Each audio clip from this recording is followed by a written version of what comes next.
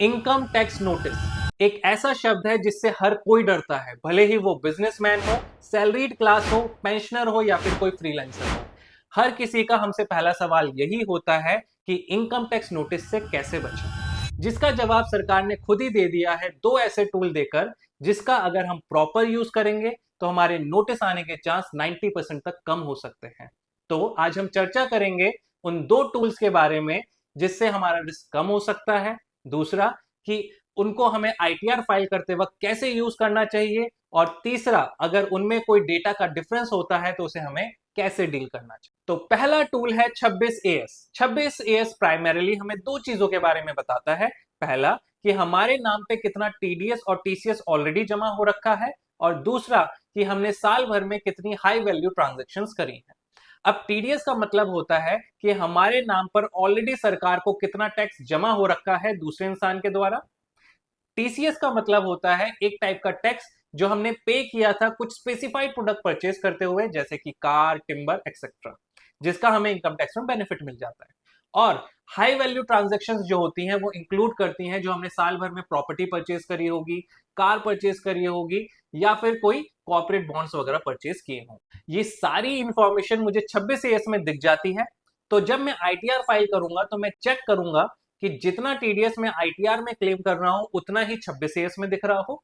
दूसरा कि 26AS में जितनी भी इनकम दिख रही है वो मैंने सारी अपनी आईटीआर में इंक्लूड करी हो। और तीसरा कि जितनी मैं आईटीआर में इनकम दिखा रहा हूं वो मेरी उस साल की हाई वैल्यू ट्रांजेक्शन को जस्टिफाई कर रही हो। दूसरा टूल है एनुअल इंफॉर्मेशन सिस्टम, मतलब एआईएस। एआईएस एक टाइप से आपकी साल भर की कुंडली है, मतलब इसके अंदर वो सारी इंफॉर्मेशन होती है जो इनकम टैक्स डिपार्टमेंट को आपके बारे में पता है, जैसे कि सेविंग बैंक पे कितना ब्याज कमाया, एफडी पे कितना ब्याज कमाया, साल भर में कितने शेयर्स बेचे, कितने म्यूचुअल फंड बेचे, कौन सी प्रॉपर्टी खरीदी, सब कुछ इसके अंदर इंक्लूड होता है।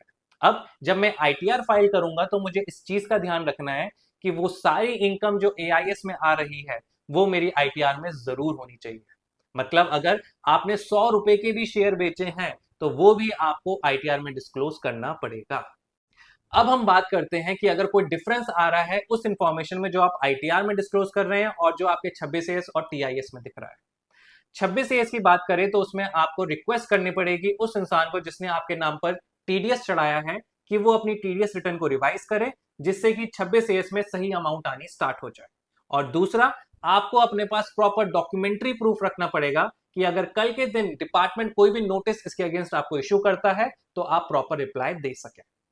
दूसरी बात करते हैं टीआईएस की। तो टीआईएस के केस में तो वहां पे एक फीडबैक बटन होता है जहां पे जाकर आप रिप्लाई दे सकते हैं कि जो ये पर्टिकुलर इनकम है वो आपको बिलोंग नहीं करती, या फिर जो ये इनकम है ये ज्यादा दिखा रखी है या फिर कम दिखा रखी है। तो एंड में अगर हम कंक्लूड करें तो हम कह सकते हैं कि अगर आपने जो आईटीआर में इंफॉर्मेशन दी है वो एग्जैक्टली आपके 26AS और टीआईएस से मैच कर रही है तो आपके नोटिस आने के चांसेस काफी हद तक खत्म हो जाए। अगर आपको ये वीडियो पसंद आई हो और इससे आपकी थोड़ी सी भी नॉलेज बढ़ी हो तो एक लाइक कर दीजिएगा, अपने दोस्तों के साथ शेयर करिएगा और टैक्स पर चर्चा चैनल को सब्सक्राइब करना बिल्कुल मत भूलिएगा।